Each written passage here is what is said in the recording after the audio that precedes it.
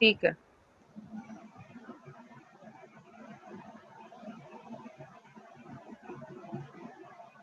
अस्सलाम वालेकुम class 10. Hope you all are fine, and definitely you people are going to be studying at your homes. So right now what we are going to do, last time you remembered that we have started a new chapter which was hydrocarbons, unit number 12.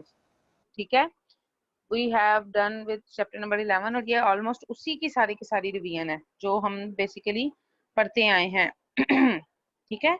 Right now what we are going to do, we are just moving, you can see it on the page of your book 85, and we are going to start with the chemical reactions of alkanes. Last time, let me give you a brief review uh, for those students who didn't take the last class. So if they didn't take the last class, they will be able to know that कि हमने क्या study किया था.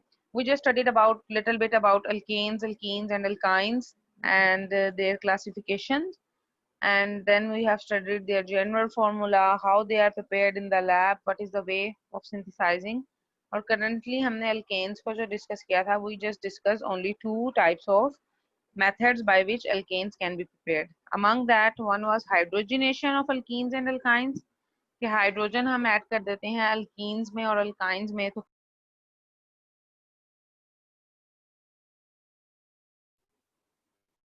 and the other one is that reduction of alkyl halide, जिसमें हम nascent hydrogen के साथ उसका रिएक्शन कराते हैं तो वो उसको एक्सेप्ट कर लेते हैं अल्काइल हैलाइड और फर्दर कन्वर्ट कर देते हैं अल्केन में, बिकॉज अल्काइल हैलाइड जो है वो है ही क्या, जो जनरल पेरेंट एटम है उसके अंदर से एक हाइड्रोजन एक्सट्रैक्ट आउट की होती है, तो जब उसको एक हाइड्रोजन मिलेगी तो obviously that is going to be change into alkane.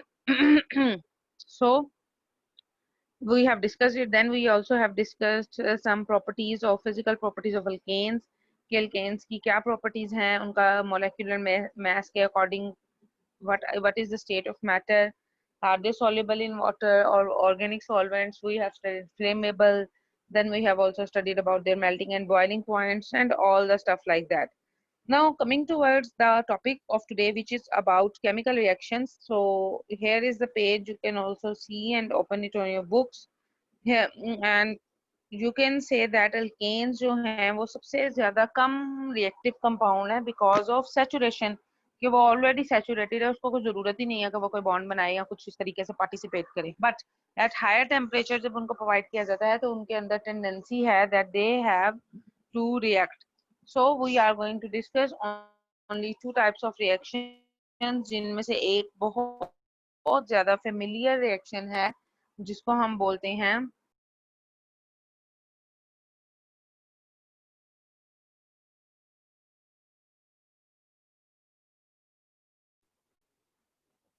So we are going on page number 86, और ये बहुत important, very important topic है regarding exam point of view. Means अगर आप आपसे कोई पूछे what is the famous reaction, what is the most important reaction of alkanes, तो definitely आपके जहन में आना चाहिए कि it is halogenation. Halogenation है जो कि बहुत ही important reaction है जो कि alkanes देते हैं. Now you can see it on your book as well that halogenation, why it is important.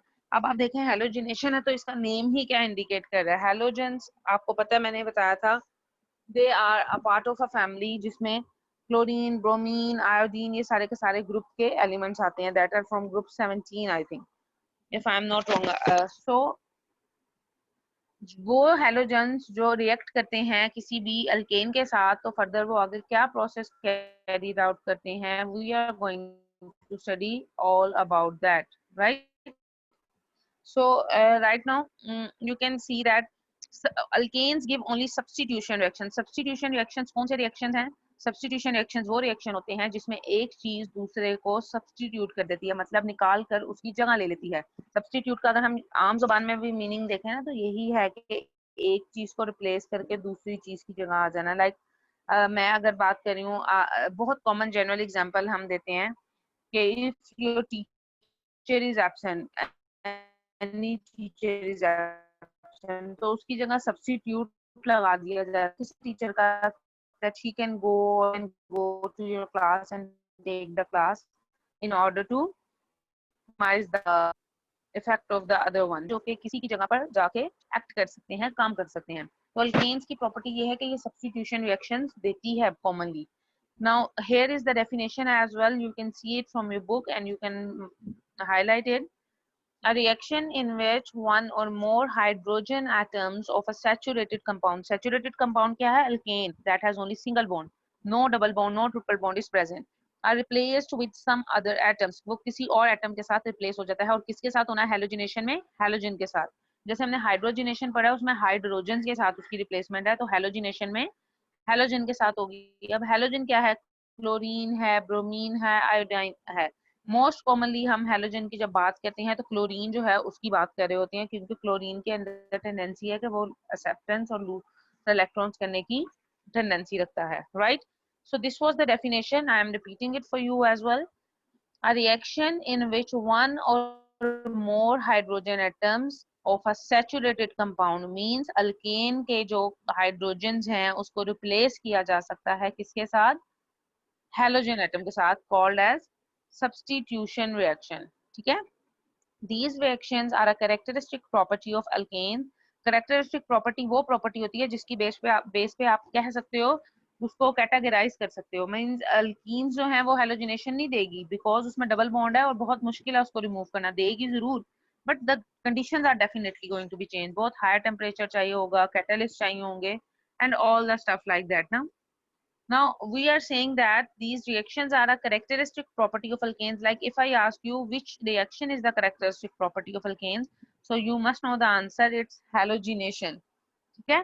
Now alkanes react fairly with halogens in diffused sunlight only. Means इसका जो हमें catalyst चाहिए, catalyst है इसमें direct sunlight.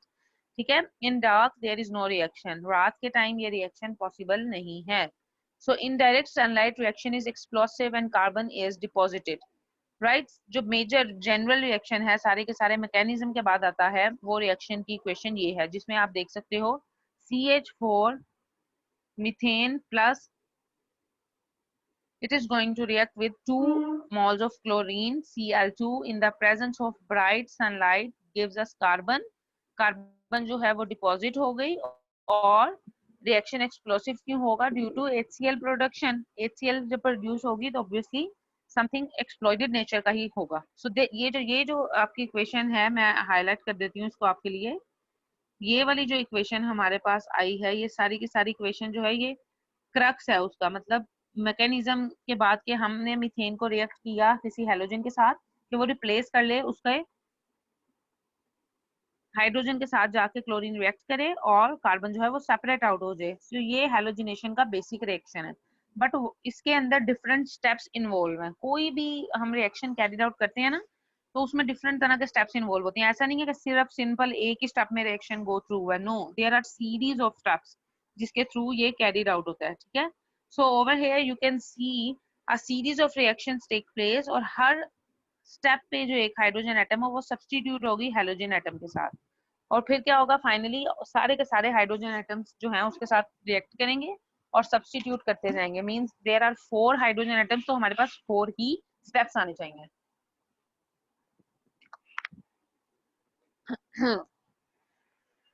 ठीक है, तो सबसे पहला आप देख सकते हो मीथेन है, मीथेन को हमने क्लोराइड रेडिकल के क्लोरीन के साथ हमने रिएक्ट कराया है इन the presence of diffused sunlight. तो क्या होगा, आप देखो CH4 है ना, इसमें से एक हाइड्रोजन ने निकल जाना है तो क्या पीछे रह जाएगा, CH3 रह जाएगा।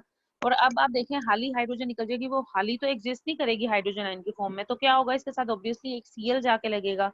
अब आप देख सकते हो ये क्लोरीन जो हमारे पास है Cl2, इसमें से एक क्लोरीन हमारे इधर चली गई Cl के साथ और एक क्लोरीन HCl के साथ चली गई। सो इट इज क्लियर, बना सकते हो मीथेन को आपने क्लोराइड रेडिकल्स के साथ रिएक्ट कराया तो सबसे पहले क्लोरोमीथेन बनी जिसको हम बोलते हैं CH3Cl और साथ में HCl बन गया। अब हमने क्या करना है कि इसी क्लोरोमीथेन को दोबारा से हमने क्लोरीन के साथ रिएक्ट कराना है। यू कैन सी CH3Cl का दोबारा Cl2 के साथ रिएक्शन कराएंगे तो क्या होगा, एक और हाइड्रोजन रिप्लेस करेगी, तो वहां पे कितने हाइड्रोजन रह गए, 2, तो बन जाएगी CH2Cl2।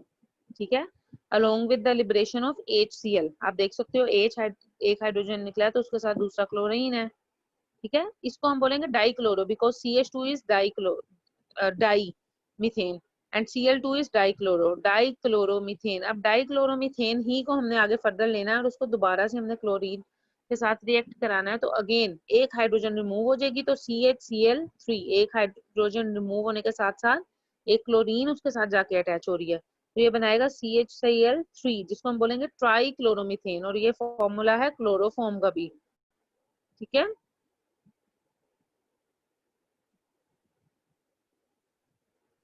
देन HCl भी उसके साथ लिबरेट हो रहा है। देन हमारे पास है जी ट्राइक्लोरोमीथेन का, हम दोबारा क्लोरीन के साथ रिएक्शन कराएंगे तो हमारे पास क्लोरोफॉर्म आ जाएगी, सॉरी कार्बन टेट्राक्लोराइड आ जाएगी, जो कि एक ऑर्गेनिक सॉल्वेंट है जिसमें से हाइड्रोजन टोटली तौर पर एलिमिनेट हो गई है, और अब हमारे पास जो बचा है सिर्फ वो बचा है CCl4 और अलोंग विद HCl। सो ये सारे का सारा रिएक्शन जो है ये हेलोजिनेशन में है। मैं इसको दोबारा से एक्सप्लेन कर रही हूँ, आप एक दफा ध्यान से सुने। हमने बात की है हेलोजिनेशन की। So according to halogenation it is a kind of a substitution reaction. Substitution reaction क्या है, एक मिनट, हाँ जी, सब्स्टिट्यूशन रिएक्शन वो है कि जिसमें एक एटम कोई सा भी आके रिप्लेस कर देता है दूसरे हाइड्रोजन एटम को। अब हम बात करें कि इसमें किस तरीके से हाइड्रोजन एटम रिप्लेस हो रहा है, तो हेलोजन जो कि क्लोरीन है उसने उसकी आके जगह को रिप्लेस कर देना है, ठीक है। सबसे पहले हमें ये पता होना चाहिए कि एल्केन्स जो हैं वो कौन से टाइप के रिएक्शंस देते हैं। सो सब्स्टिट्यूशन रिएक्शन जो है वो is the most important type जो एल्केन्स देती हैं, ठीक है। ये उसकी करेक्टरिस्टिक प्रॉपर्टी है। फिर हमने स्टडी किया है कि व्हाट इज सब्स्टिट्यूशन रिएक्शन, जिसमें एक या एक से ज्यादा हाइड्रोजन एटम जितने भी उसमें हैं सैचुरेटेड कंपाउंड के, उसको हमने रिप्लेस करना है हेलोजेंस के साथ। तो this is the process that is known as halogenation. अब जो अल्केन्स की हेलोजिनेशन बेटे होती है ना, it is always in the presence of direct sunlight, and जो रिएक्शन होगा it is right very explosive and carbon जो है वो हमारे पास डिपॉजिट हो जाएगी। अब जो फर्स्ट रिएक्शन है वो फर्स्ट रिएक्शन ये है, अगर आप खुद से देखें कि मीथेन जो है वो क्लोराइड रेडिकल या क्लोरीन के साथ रिएक्ट करने लगी है अंडर सनलाइट, तो it is going to be form carbon and along with HCl, ठीक है। ये उसकी सोल मतलब पूरी की पूरी टोटल इक्वेशन है without any kind of step involvement. अब ये ऐसे ही एकदम से नहीं हो जाता। Halogenation is a series of step, series of reactions हैं जो कि उसमें इन्वॉल्व होते हैं वन बाय वन। आप देख सकते हो इट इज वेरी इंपॉर्टेंट, 2013 लिखा हुआ है इसमें आता रहा है, और ये बहुत इंपॉर्टेंट है कि write down the mechanism of halogenation of alkanes, ठीक है। तो सबसे पहले है हमारे पास CH4 methane. When we add Cl2 chlorine under the sunlight, एक हाइड्रोजन एक्सट्रैक्ट हो गई और हमारे पास बना chloromethane. Then after chloromethane sunlight की प्रेजेंस में एक और क्लोरीन का एटम रिएक्ट करेगा तो ये बन जाएगी डाई क्लोरोमीथेन, एक हाइड्रोजन और एक्सट्रैक्ट आउट हो गई। जब एक और हाइड्रोजन एक्सट्रैक्ट आउट हो गई है और हम दोबारा से उसका क्लोरीन के साथ रिएक्शन करेंगे तो एक और होगी तो ट्राइक्लोरोमीथेन आएगा। And after trichloromethane when one more chlorine is going to react तो हमारे पास कार्बन टेट्राक्लोराइड आ जाएगा जिसमें कि हमारे पास कोई भी हाइड्रोजन रिमेनिंग नहीं रहेगी। So this is the sole process of halogenation of alkanes. यहाँ तक अगर किसी को कोई इशू है, ask me right now. Elsa and Fatima, bete, if you have any issue, you can tell me. Is it clear till here? Yes, miss.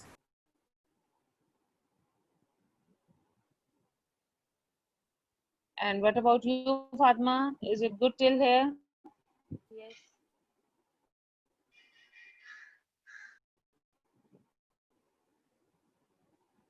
Elsa, can you please explain it again?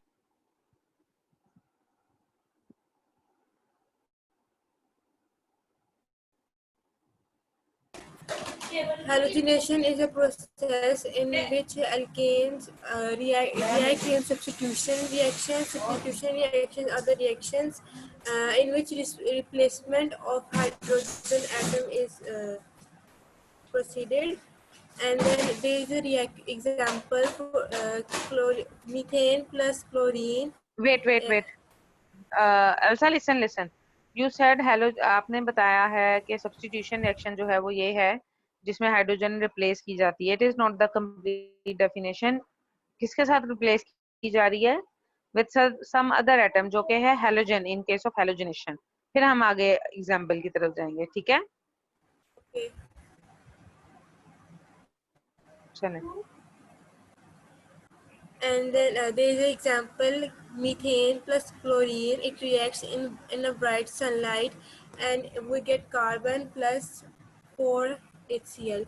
Like HCl has been removed from carbon, and then it has attached to the Cl and formed 4 HCl. And then there is a series of halogenation. First, methane plus Cl2. In diffuse sunlight, it gives chloromethane plus HCl. In this, one hydrogen atom has been removed and one chlorine atom has been attached to methane to form chloromethane. Plus HCl is liberated. And then next, we will put chloromethane CH3Cl plus Cl2 in sunlight gives us dichloromethane plus HCl. Again, from this, one hydrogen atom is removed and one chlorine atom is attached. So we will get total 2 chlorine atoms. That is why we have written Cl2. So it will be CH2Cl. Then again we will use dichloromethane CH2Cl2 plus Cl2 in sunlight gives us trichloromethane, which we also call chloroform, plus HCl will be liberated. So again in this case hydrogen atom has been removed. There were 2 atoms of hydrogen, now 1 is left, and again one chlorine atom has been attached, and there are total 3 chlorine atoms plus HCl is liberated. Then we will use trichloromethane CHCl3 plus Cl2 in sunlight CCl4 plus HCl. In this there is only one hydrogen atom, so it is also removed, and then tetrachloromethane is formed by joining one chlorine atom to Cl3 and it makes Cl4 plus HCl is also liberated.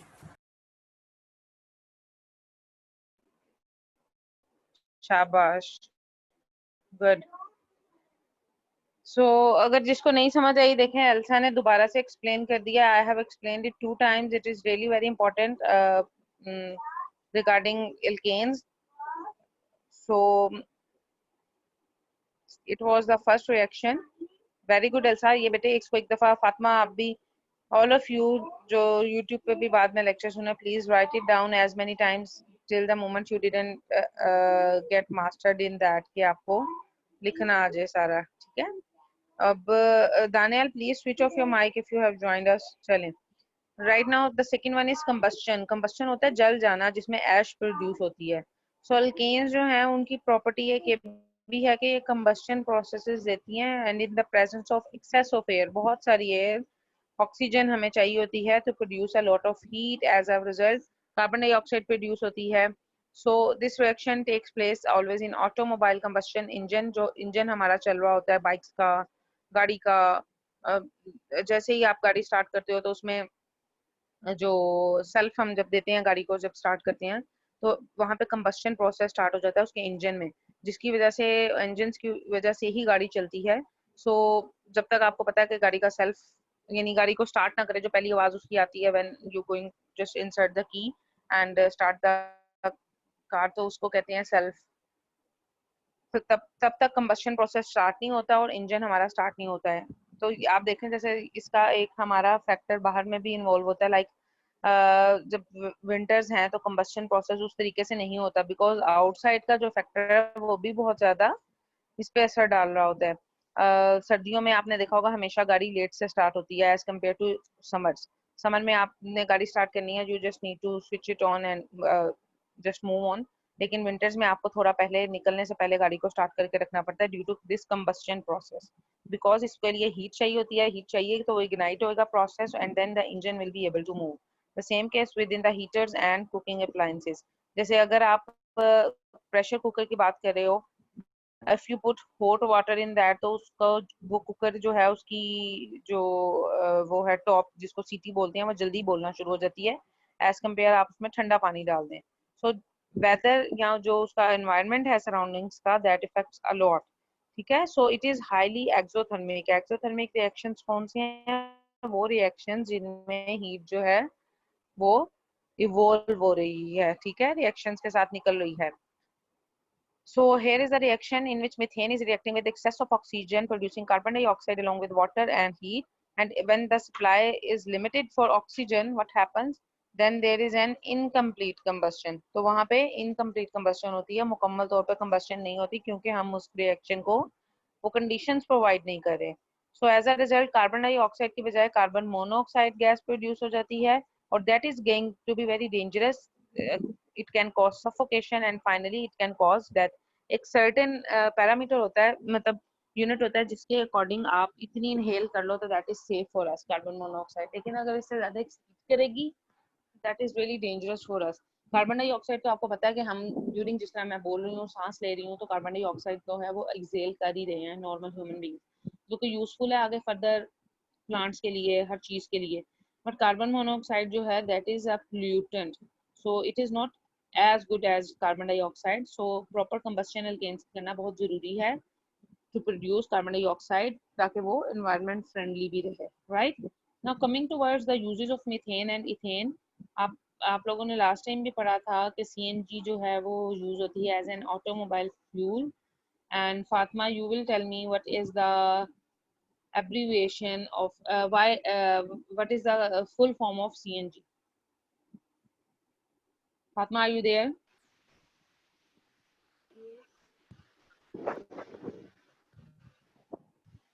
हाँ जी, बताएं फातिमा।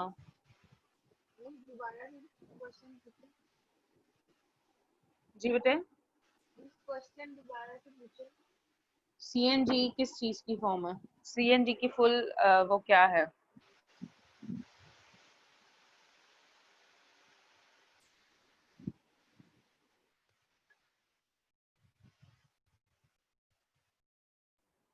नहीं पता?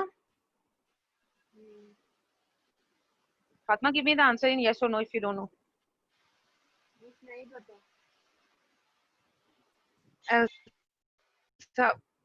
बेटे आप बताएं।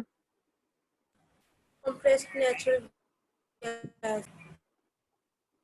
Yes, it is compressed natural gas, it is written in a book as well. और हमने पिछले चैप्टर में भी ये किया था, मैंने बताया था आपको, वहां पे एक टेस्ट योरसेल्फ में क्वेश्चन भी था, CNG stands for what, right? So natural gas जो है वो चीफली उसमें मीथेन होती है, जो हमारे घरों में यूज हो रही होती है। Uses of methane and ethane बहुत इंपॉर्टेंट है। And then there is compressed natural gas that is used as automobile fuel as well. ठीक है, सीएनजी आपको पता है गाड़ियों में यूज होती है, और ये एनवायरमेंट फ्रेंडली है या नहीं Elsa?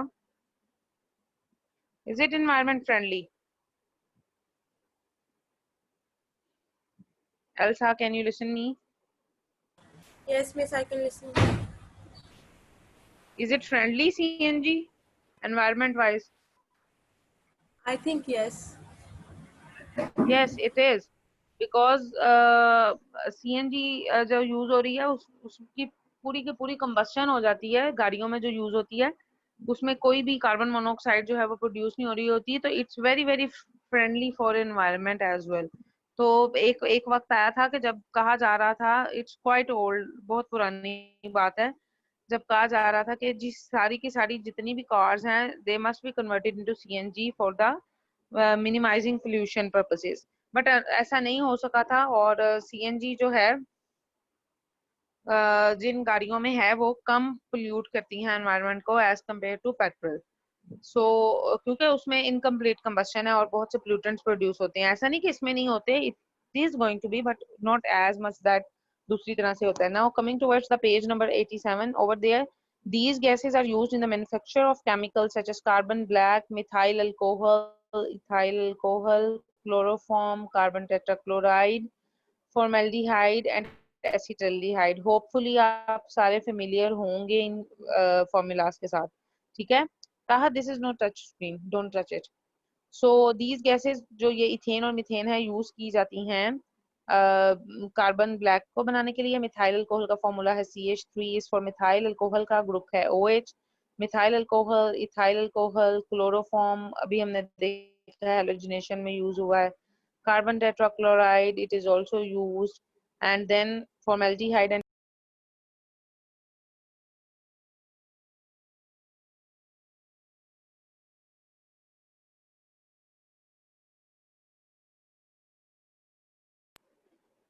which group is present in formaldehyde and acetaldehyde? Elsa,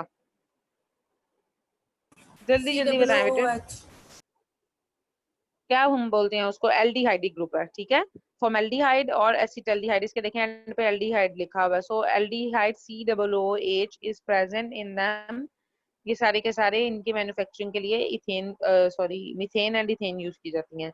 उसके अलावा हम इसको डेली लाइफ में भी यूज करते हैं, लाइक कार्बन ब्लैक जो है वो यूज होता है, ये जो हमारी शू पॉलिश है कीवी की और पता नहीं कौन कौन सी शू पॉलिश है जो आप अपने स्कूल शूज पे पॉलिश करते हैं।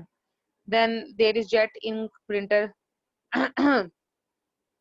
उसमें यूज होती है जो इंक, जिसको हम कहते हैं इंक खत्म हो गई है, that is going to be use by from this source. Then filler in rubber industry as well. And chloroform जो है वो यूज होता है रबर के लिए, सॉल्वेंट के तौर पे यूज होता है, वैक्सीज के लिए, एंड मोस्ट इम्पोर्टेंटली मैंने आपको शायद पहले भी बताया था, क्लोरोफॉर्म एनेस्थीसिया के तौर पे यूज होता है कि जब हमने किसी को बेहोश करना है तो chloroform is the chemical which is going to be used for this purpose. And carbon tetrachloride जो है वो ड्राई क्लीनिंग के लिए यूज किया जाता है, जैसे हम अपने क्लोथ्स देते हैं ना ड्राई क्लीन करने के लिए, जैसे लाइक हमारे जो बहुत एक्सपेंसिव क्लोथ्स हैं, अगर हम बॉयज की बात करें, pant coat, three piece suit, ये कभी भी वॉश नहीं घर में किए जाते, इसको हमेशा ड्राई क्लीन पर्पसेस के लिए दिया जाता है। तो जब भी ये आते हैं उनमें एक मीठी सी अजीब सी खुशबू सी होती है, दैट इज ऑफ कार्बन टेट्राक्लोराइड्स। ये 3Cl की होती है खुशबू, ठीक है। या गर्ल्स जो हैं वो अपने कपड़े देती हैं, जिस तरह से हो गया जो बहुत ज्यादा एम्बेलिशमेंट्स वाले होते हैं, काम वाले कपड़े, इस तरह से उनको घर में प्रेस करना डिफिकल्ट होता है, तो उनको ड्राई वो कराया जाता है, वॉश नहीं किया जाता, तो ड्राई क्लीन कराया जाता है। ड्राई क्लीन बेसिकली डिफरेंट तरीके से की जाती है, ओपन एक्सपोज नहीं इसको कर दिया जाता पानी के अंडर, जिस तरह हम आम कपड़े धो रहे होते हैं, इसको डिफरेंट जो है ना कपड़ों की तहों में रख के किया जाता है क्लीन। सो उसके लिए जो केमिकल यूज होता है that is carbon tetrachloride. It is very important topic सारे का सारा। So here is test yourself, what is the which is the simplest alkane, कौन सी सिंपलेस्ट एल्केन है? एल्सा जल्दी जल्दी मुझे आंसर देते जाए बेटे। What is the which is the simplest alkane, सबसे सिंपल एल्केन कौन सी है? Hurry up Elsa. Which have single bond in them. नहीं, नाम लें, नेम लें उसका अल्केन का सबसे सिंपलेस्ट, जो हमारे पास होमोलोगस सीरीज का पहला मेंबर है। Methane. मीथेन, शाबाश। And then you have to write, ये आपने टेस्ट योरसेल्फ अपने उस पे करना है रजिस्टर पे, ठीक है। देन देयर इज, और हेलोजिनेशन वाला जो है वो भी टॉपिक करना है आपने। आपने सारे के सारे रिएक्शंस लिखने हैं हेलोजिनेशन के along with the name. What which is the simplest alkane? Methane. Give the structure formula of isopentane and isobutane. आप अपनी बुक से देख सकते हैं, आइसोब्यूटेन और आइसोपेंटेन का स्ट्रक्चर वहां पे दिया हुआ है, ठीक है। आइसो मीन जहाँ पे आगे चेन जो है वो ब्रांच चेन हो जाती है, ठीक है। And then question number 3, why does the burning of alkanes require sufficient supply of oxygen? Yes, Fatma, can you please give me the answer of this? कि बर्निंग ऑफ अल्केन जो है वो उसकी उसकी उसको सफिशिएंट सप्लाई ऑक्सीजन की क्यों required होती है?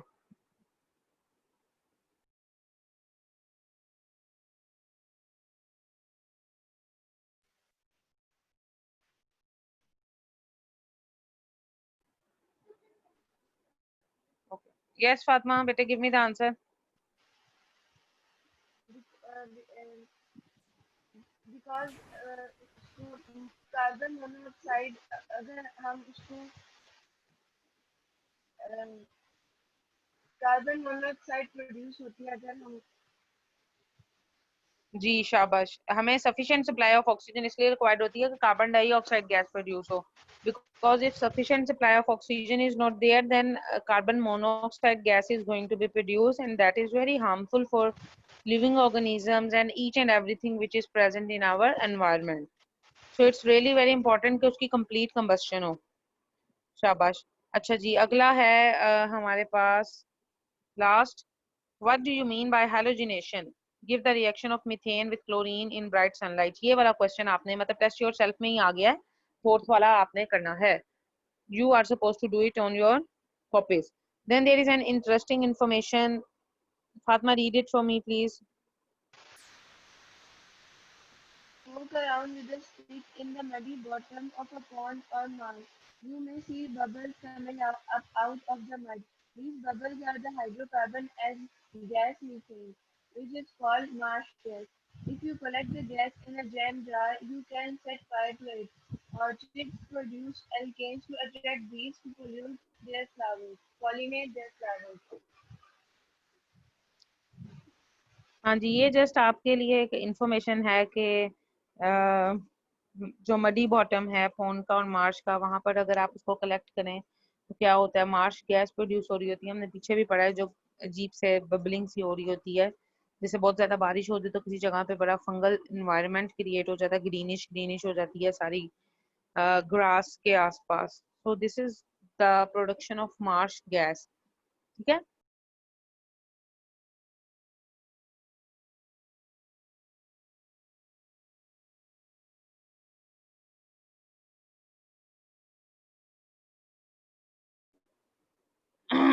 so you can see it over there कि marsh gas produce हो रही है and it's very smelly, means एक जनरल ऑब्जर्वेशन की बात है।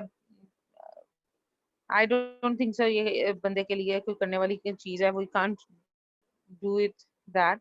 सो orchids produce alkanes to attract bees to pollinate। Obviously आपको पता होगा पॉलिनेशन का प्रोसेस, छोटी क्लासेस में आपने पढ़ा होगा कि ये बटरफ्लाइज और उनके थ्रू होता है, बीज के थ्रू, जो फ्लाइंग बर्ड्स होते हैं उनके थ्रू होता है कि वो अपने उसमें विंग्स के अंदर पोलन्स होते हैं और जो फ्लावर टू फ्लावर मूव करती हैं तो वो उसकी प्रोडक्शन का कॉज बनते हैं। So this was all for today. If you have any question, you can ask me right now. Elsa, Fatma, beta, do you have any question? Miss notes में जो है ना 12.2 टेस्ट योरसेल्फ, तो इसमें जो जी फर्स्ट जी। क्वेश्चन है which is the simplest alkane, हाँ जी, तो उसका जो बताएं। आंसर है वो यहाँ पर लिखा हुआ है, the simplest hydrocarbons are alkanes in these compounds all the bonds of carbon atoms are single, that mean valencies carbon atoms are saturated. ये मैंने आप देखा चले बोल मैं के। उसको एक दफा चेक भी कर लूंगी, बट आपको नोट्स मिल गए हैं इस मरतबा, इट मीन्स। हाँ जी, नोट्स तो कब की मिल गए। ठीक है। सो अगर नोट्स मिल गए हैं तो then I don't think so कि इसको राइट करने की कोई जरूरत है आपको। तो आप बस हेलोजिनेशन वाला ही फिर काम कीजिएगा if you people get the notes. ठीक है। लेकिन मोस्ट ठीक है, आपको लिख दें, बात तो वही है, लेकिन आप अगर पूछा जाए तो आप आगे फॉर एग्जाम्पल के तौर पे साथ इसको लिख सकते हैं, लाइक मीथेन। ठीक है।